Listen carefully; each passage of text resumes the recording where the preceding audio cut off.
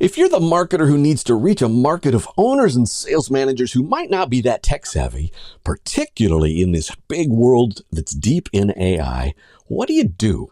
And how might webinars or virtual events be part of the mix to get you there? Well, hello and welcome to webinar marketing in an AI world. My name is Roger Courville, and welcome to another episode of Thought Leader Conversations, sponsored by the crew here at Virtual Venues, where you can instantly scale your virtual and hybrid event production team with a crew that helps you focus on something other than tech and logistics. Well, we're not here to talk about us, and I am tickled actually to welcome back to the show a seriously experienced with webinars marketer, Lauren Sawyer, community builder in marketing and partnerships at Siro.ai, started a career in broadcast TV, produced uh, more than 300 webinars since she started doing this a few years ago. Now building, as a founding marketer, the marketing webinar program at Siro.ai from scratch. Loves to talk about an idea that we talked about when we met about a year and a half ago called connection to conversion. We'll get to all of that. Welcome, Lauren. Glad you're back. Tell us a little more about what you do and what your new role is. You got it. Hi, Roger. Good to be back. So, yeah, you touched on this a little bit. Started my career as a broadcast news television producer, did some in house production, got into tech 4 years ago. And over the years since 2016, have produced, I'm pretty sure it's over 300 webinars at this point.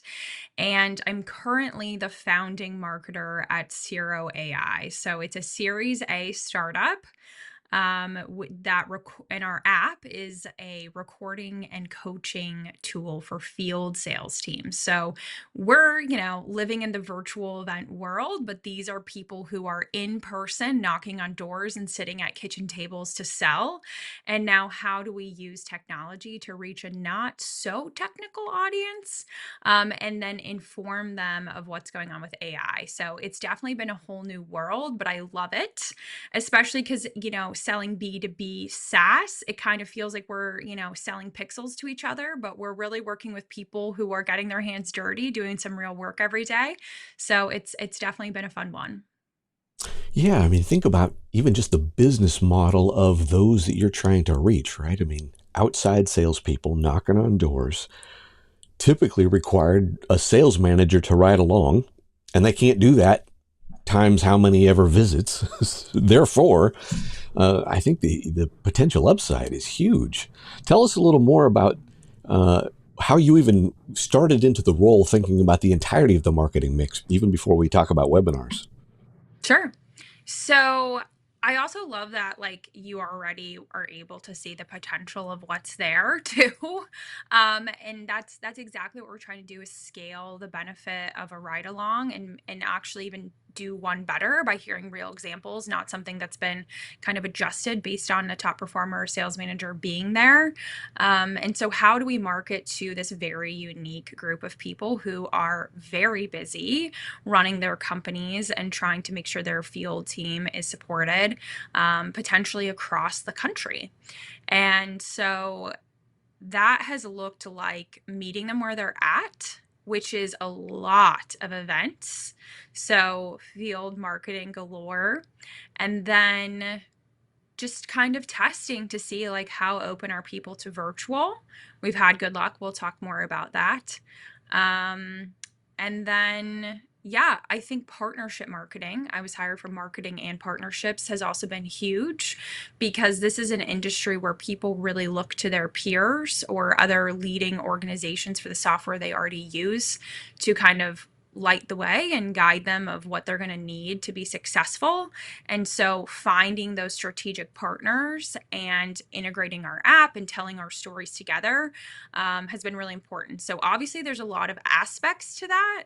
So where do we start? And for me, it was really important to do something I knew, right? If you're doing a new role and you have a lot to learn, give yourself some kind of foothold.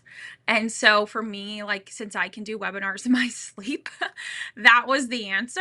And I will tell you, it wasn't an immediate success, and I can talk more about why.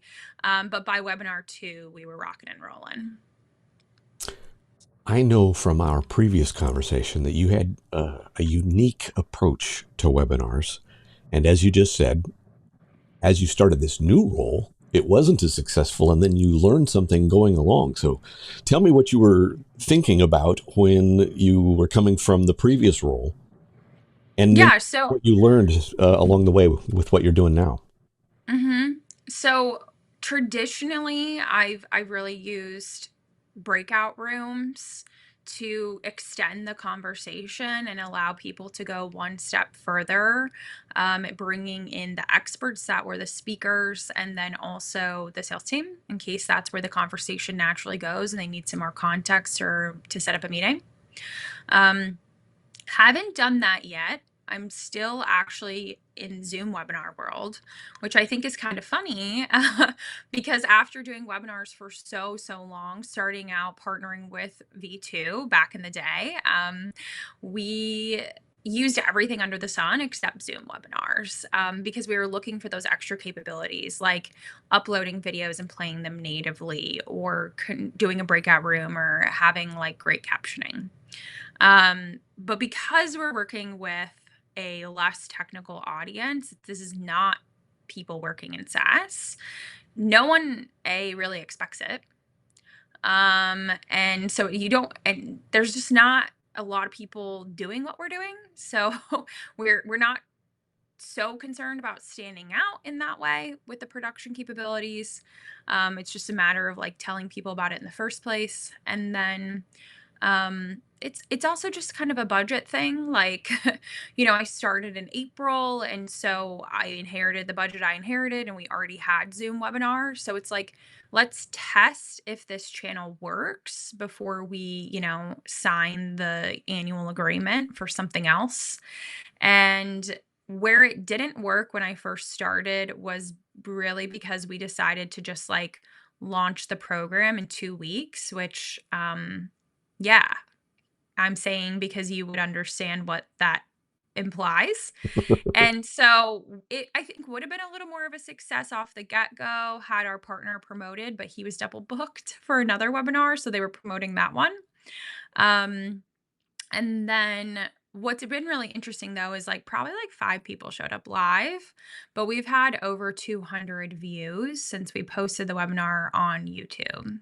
So like the content was still valuable. I don't think it was a waste. And then, we were able to get out in front of those future webinars and use a little bit different of strategy for the content as well. That's an interesting statistic with regard to that. One of those early webinars. 5 people show up live, but now you get a couple hundred views on YouTube.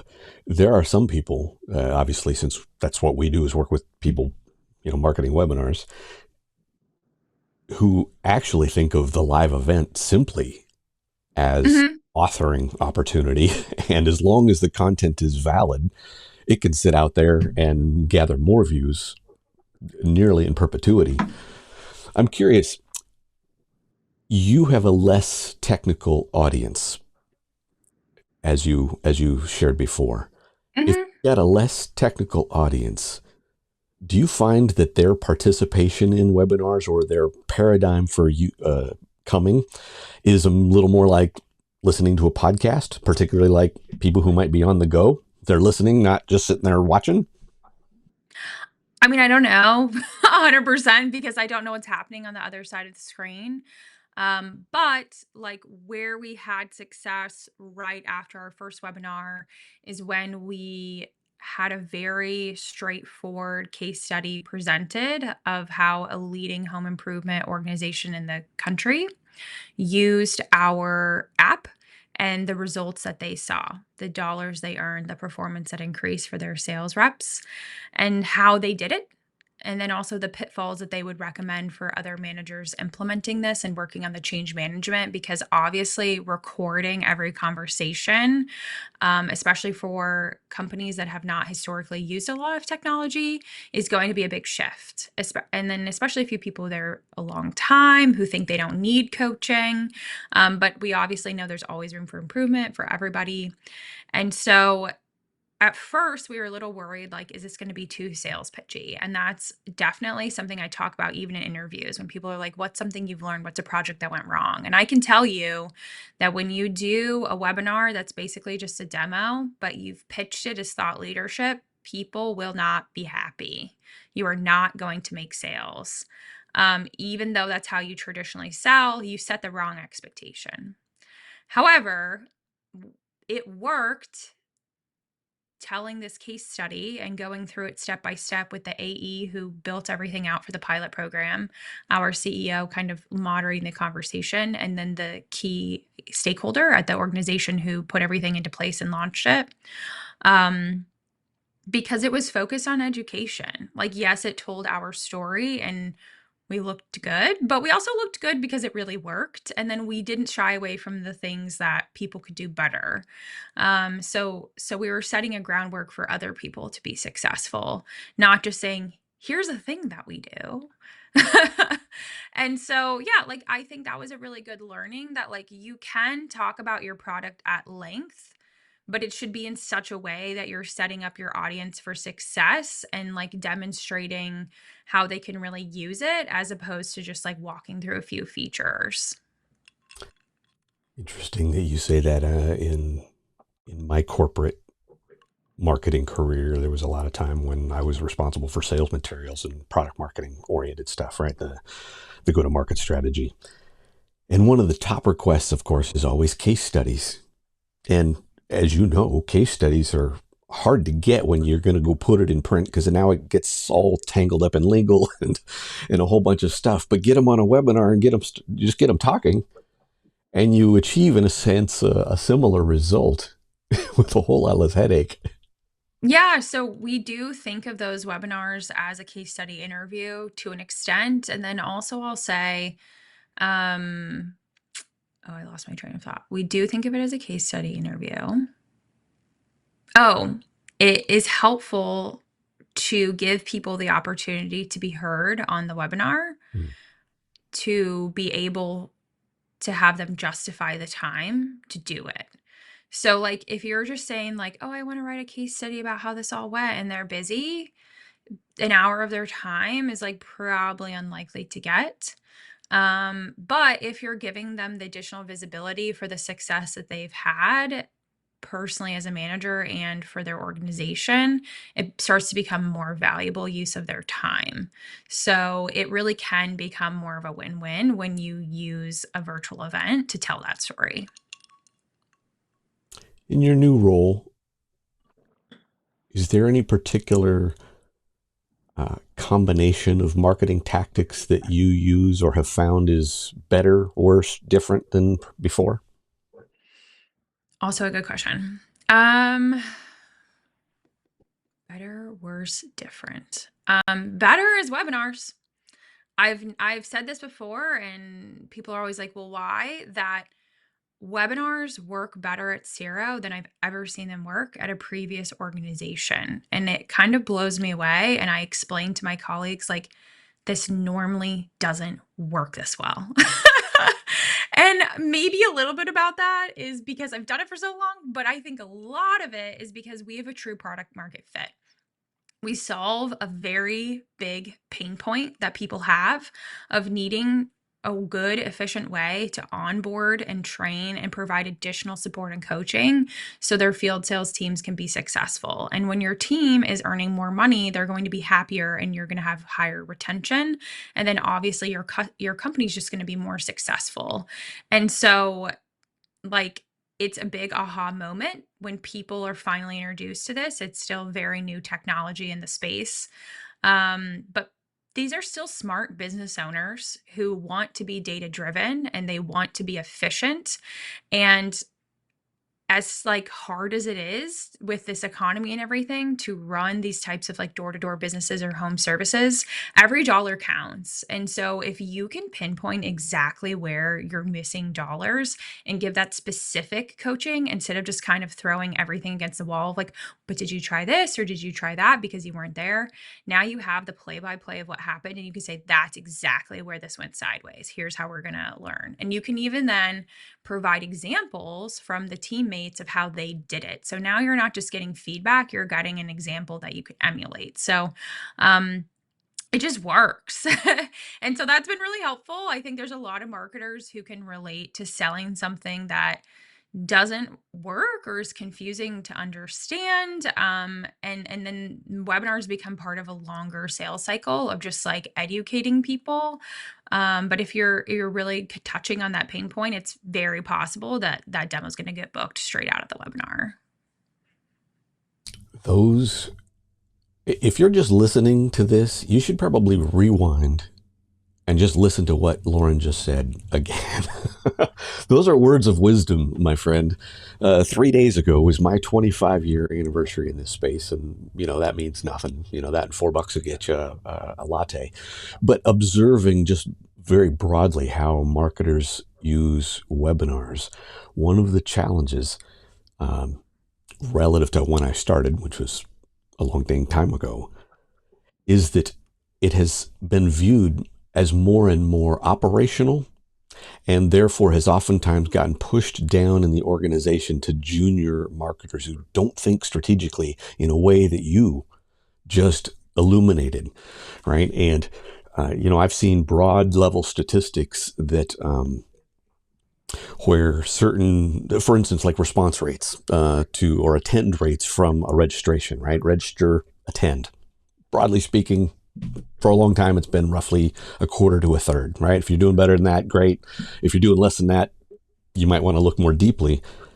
But in some segments, oftentimes I've talked to IT-oriented companies, and they're getting really low response rates, right? Just turning out that their little segment is just wanting the on-demand, right? And so they're not actually getting that many people to the live event, but then they get plenty of views.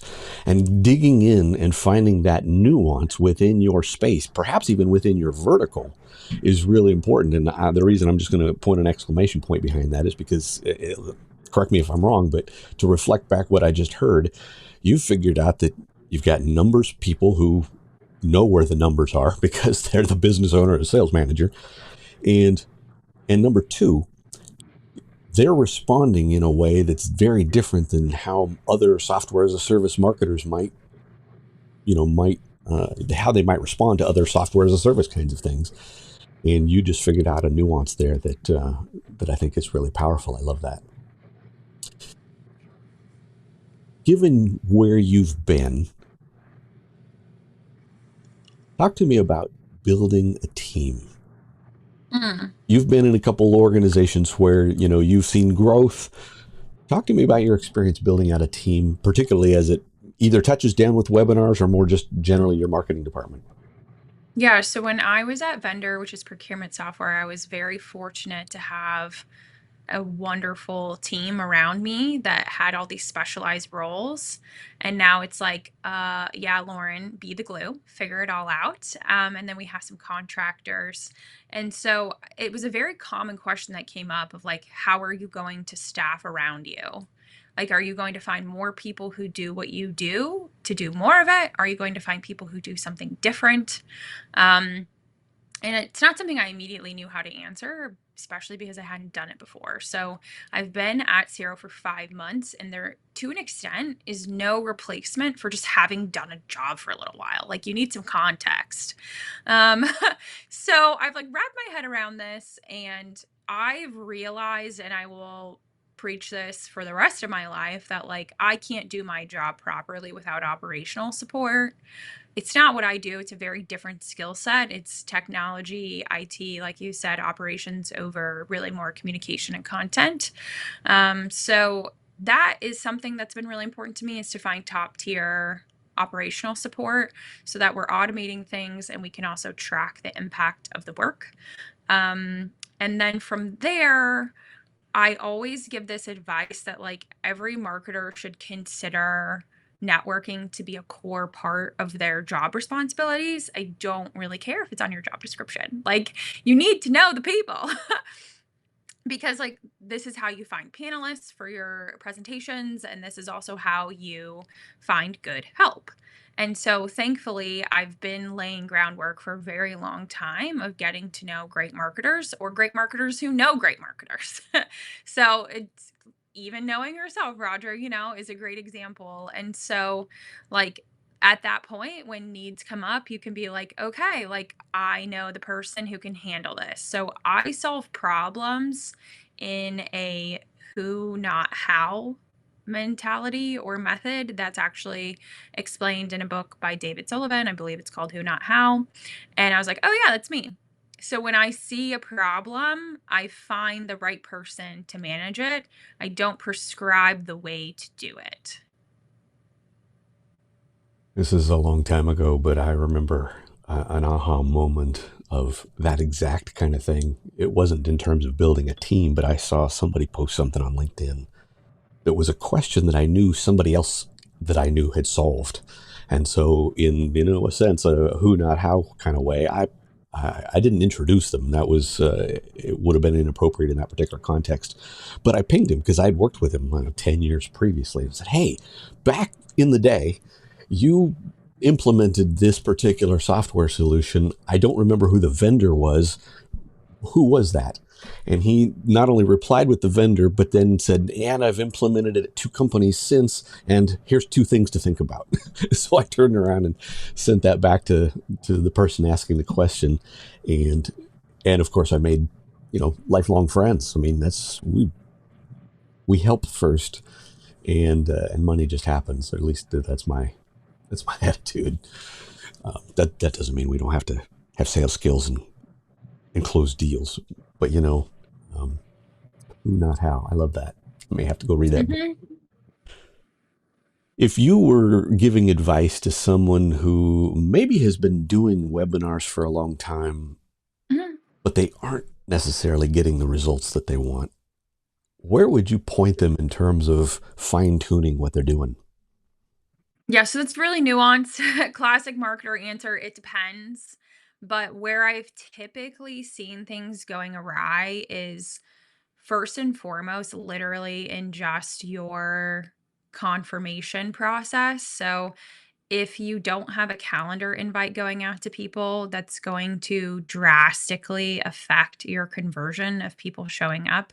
There are platforms that even automatically put it on people's calendars. I've heard very mixed reviews if people think that's a little too far reaching, and some software has removed that capability, and then some of it people think it's extremely beneficial.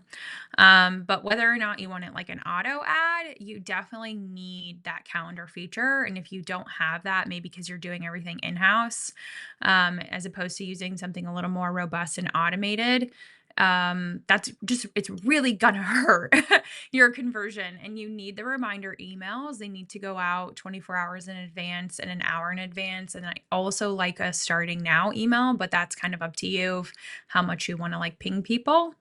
Um, and then I would also say, like, get into the content quickly. I always recommend, like, providing value within the first 3 minutes, if at all humanly possible. I've sat through way too many more webinars where, like, they wait 5 minutes for people to show up and they do 5 minutes of introductions, and all of a sudden it's been 15 minutes, and I haven't learned anything. And people are going to bounce. So people's attention spans are much shorter virtually.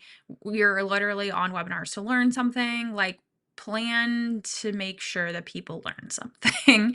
And so, having really valuable content does matter. There are kind of two different kinds of webinars I think about. Like, this to me is almost a shoot the breeze webinar, is what I call it, of like, you can get an expert on and come up with some great nuggets. But, depending on your goals of, like, if you really need to sell something as opposed to more so educate, you're probably going to need more data. You're probably going to need examples. And you really want to think about giving information that's tactical, like that people can really walk away and use, or they'll probably feel like it wasn't a good use of their time. So, while you can do things a little more on the fly, I don't know if you can hear like the cars honking. I do live in New York City, so classic. Um, while you can do things more on the fly, like, you'll obviously reap the benefits of putting in the hard work up front, to get the right guests, to know what you're talking about, to have examples to support.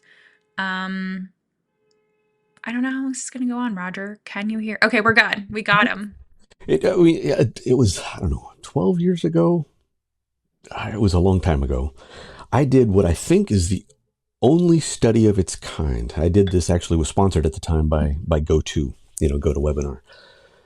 And I did the only study that I've ever seen of its kind, which is why webinar attendees leave. And I actually parsed the results, kind of identifying something that was like top of funnel thought leadership, kind of an advanced to funnel, middle training, educational oriented, and then a third being more like sales demos, et cetera. And plenty of people do show up to sales demos. As you said earlier, if you clearly communicate exactly, no bait and switch, right? Don't say this is thought leadership and then do a Yep. sales, right? But interestingly, one of the top reasons, I mean, the top reason is presenter is boring, or content's not as advertised. Presenter is boring, and one of the top reasons out of the 13 or 15 responses that we looked for was long-winded openings, right? And Mm. hello and welcome to today's webinar. Before we get started, we're going to have housekeeping and blah blah. Right? I mean, we needed that in 2001. We don't need that in 2024. Right? People know how this stuff works, and or they can figure it out. The platforms themselves are conducive. To your point about conversion from registration to attendance, that is a killer point. And you're right. Different platforms handle that differently. Two nuances that I like there are one, some platforms allow you to time, instead of just having specific times like 24 hours in advance, 1 hour in advance, you can actually go in and define the time, right? So like, for instance, if you want to do a webinar on a Monday, which is kind of like television in off hours, sending out the reminder email on Friday might be better than sending it out on Sunday, just up to you. True. But another one is, depending on your lead time, is to edit the confirmation emails so that it reiterates what it's about and the benefit of attending live, right? So it's not just hey, you register for this webinar tomorrow. Yeah, but I registered 3 weeks ago and I don't even remember what it is. And now my calendar's full in a way that it wasn't 3 weeks ago. So now what? That is a really good one. Yeah, definitely keep telling people why they should show up live, for sure. That's part of why I used to do the breakouts, is like that's an opportunity you only get if you show up live. Talk about that again. I realize your previous role, but I want you to, if you're listening to this right here and now, I want you to hear what Lauren's got to say. Lauren had this totally unique way of doing marketing webinars, and I'm gonna bet 99% of anybody here has never seen a marketing webinar that uses a breakout room, right? Training, yes. Marketing, no. Tell us a little more about how you used breakout rooms in marketing webinars. Yeah, for sure. So, there is like a touch of housekeeping that goes into that, of letting people know that's happening at the end. It's part of the promotion for the webinar to let people know they'll have the opportunity to speak with the thought leaders live. And so, really, what I would do is like if you have a product demo, you show that kind of at a high level to get people excited. And then the breakout session would be having a product expert that can show individual use cases. So if someone really wants to dig in there and see what's specific to them, then we can keep going through that. But what I show live for product demos is always pre-produced. I don't believe in like getting into your product live, because usually leave yourself open to maybe accidentally showing customer information, or something's loading slowly. And that could even be because your internet connection is like a little wonky, but you don't want to represent your product poorly when you have everybody there excited. So really kind of having that more in-depth conversation that makes sense one-on-one. And then also on the other side, if you're doing more of a thought leadership, like in your CEO agrees to be on this webinar, when else can your prospects and customers get FaceTime with your CEO? It's probably going to be for that 10 minutes that they hang out in the breakout room. But speaking of timing, like what I would do is I would run 30 to possibly 40 minutes of content. And then we would transition to breakout rooms. 20 minutes was usually a little too short. 25 minutes is a sweet spot. 30 minutes is usually a little long. And you can kind of run over. Like I would say that the presentation is officially over before hopping into those breakouts, give a little bit of information of how to hop over. And then also, like, you typically are only going to see a handful of people converting over to be on camera. People aren't always ready to be on camera when they're joining webinars. But what's really helpful, again, from a conversion standpoint, is those are your hottest, your warmest leads of people who really want to know more. And then you ask your sales team to join those conversations, even if it's for just the back half of your webinar. And then if someone's ready to book a demo, all of a sudden, like we said, they're nice and warmed up. You're all of a sudden solving a need instead of reaching out to them cold saying, hey, can I get time on your calendar? So it really creates a much better experience for people who are interested in learning more and potentially buying your product. As we bring things in here toward a close, just two or three final questions. One is, what role do you see AI playing in webinars, whether that's content or production, or maybe it's what you're doing now or where you see things are going just because you have so much experience in both AI and webinars? Yeah, so I think it plays when you're talking about webinars and AI, you also have to talk about video content in general. And almost all, if not all, algorithms are now optimized for vertical video.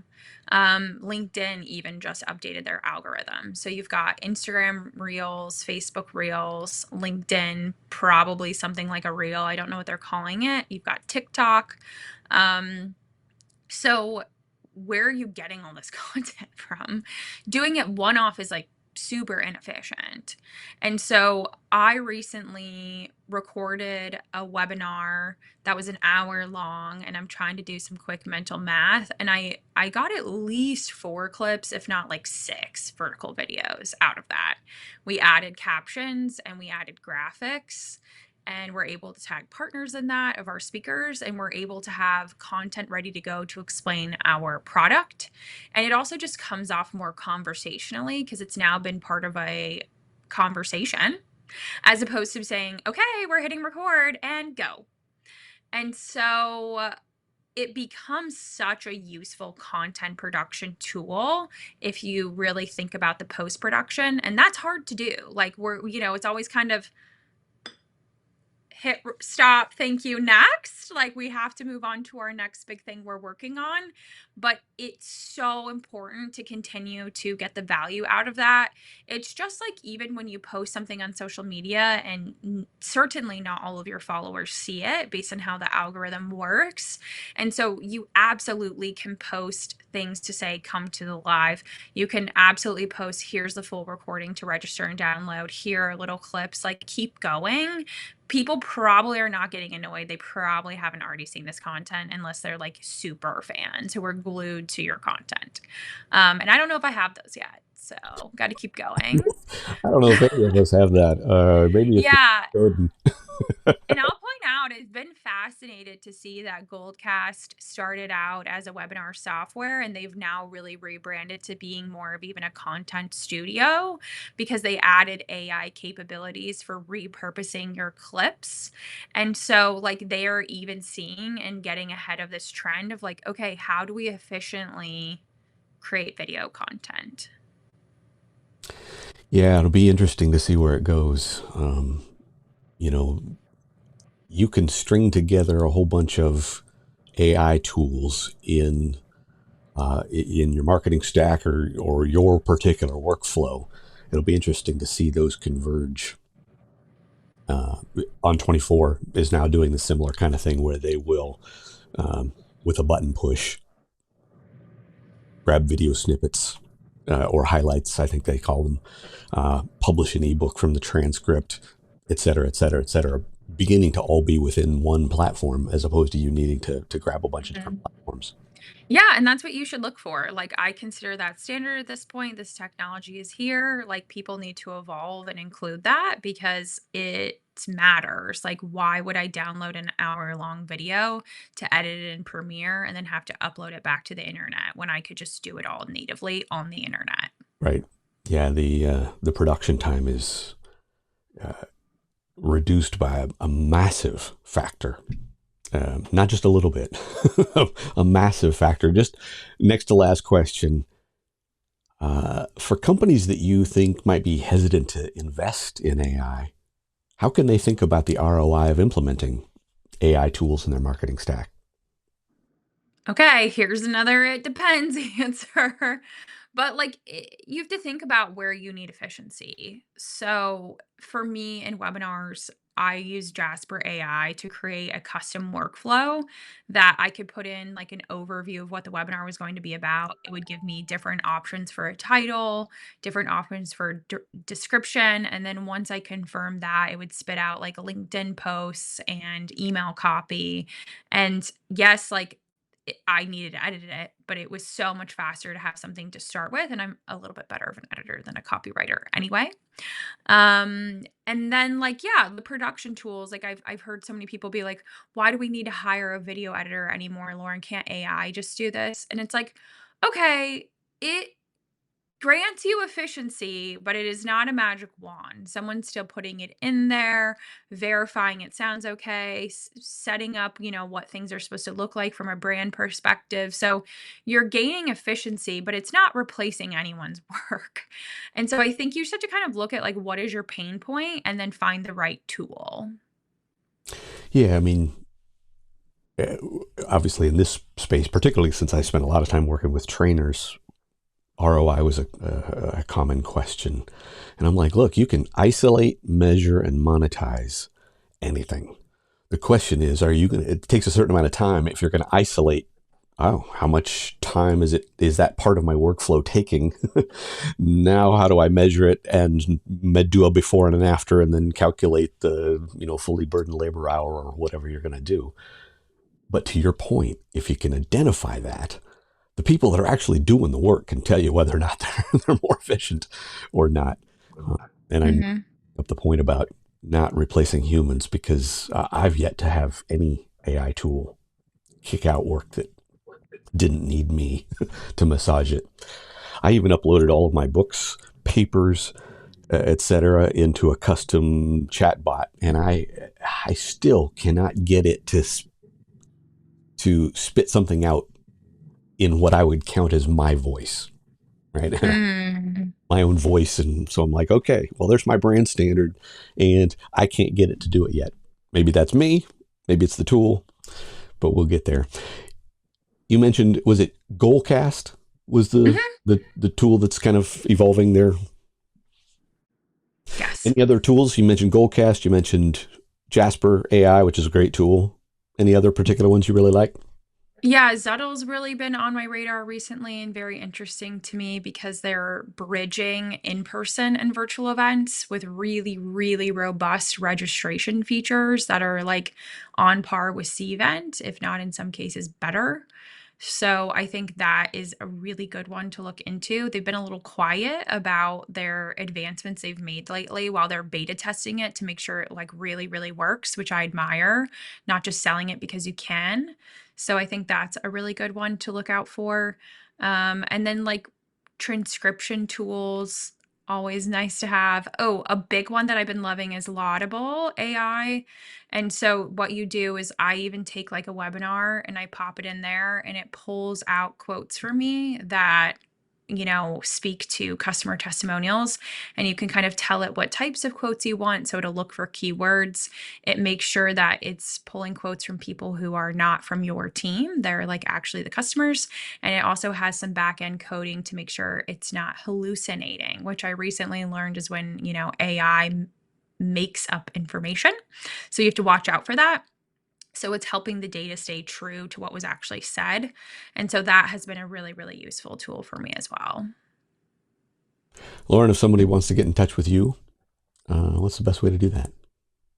I'm on LinkedIn all the time, maybe a little too much.